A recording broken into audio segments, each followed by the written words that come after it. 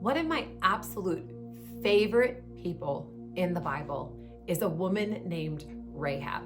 Now, growing up, I heard the stories of how Rahab hid the spies in her home as they came to kind of survey Jericho and see what the wall looked like and see what the land looked like. And she hid them in her home away from the guards and then got them out of the city. And so in return, she just said, hey, will you save me and my family? And they said, sure, put a red cord in your window. And then when we come back, we will save your whole family. And that's kind of where the stories always ended, at least from like a Sunday school perspective, is that she was saved and that's that. But as I've begun to kind of look at the life of Rahab, I began to see the amount of faith this woman required in order to do what God had asked of her.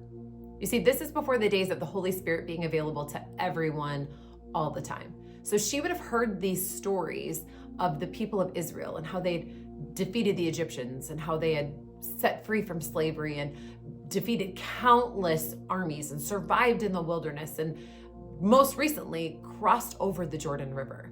Those stories had made their way to the people of Jericho. They knew who they were up against. And as they were seeing them kind of encamp along the desert and look over to the people, they began to shake with fear, like, who are these people and what are they going to do to us?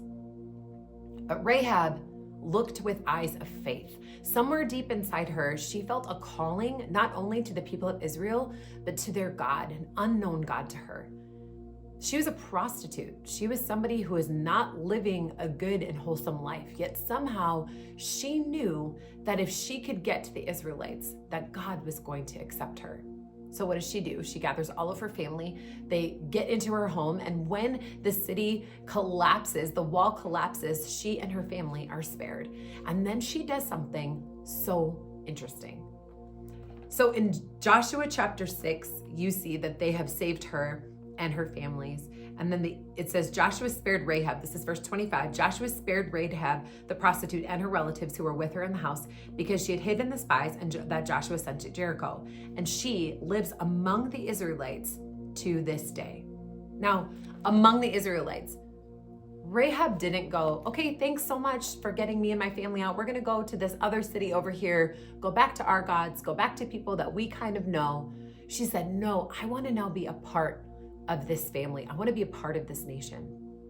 And not only does she become a part of this nation, she has to leave behind everything she's ever known, any God she's ever served, any life that she's ever lived, join this group of people, adopt their customs, adopt their ways. She's grafted into their family.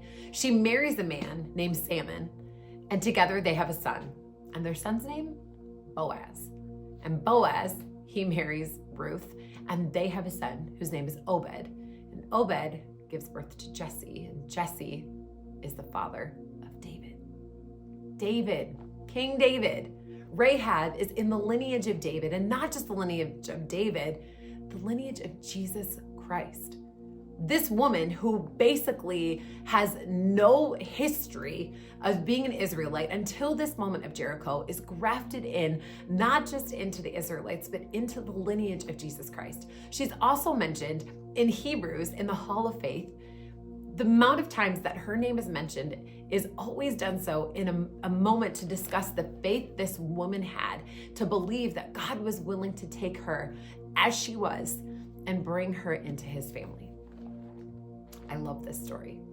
I love it because when she decided to go, she went in faith, in believing that God was going to offer her forgiveness, that God was not just going to allow her to sit on the sidelines, but he was going to have an integral part of his story with her name in it. There's only 5 women mentioned in the genealogy of Christ, and hers is one of them.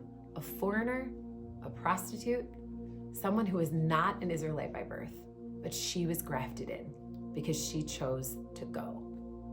Can we do that today? Can we step out in faith and believe that God has such good things for us, regardless of our past or where we come from?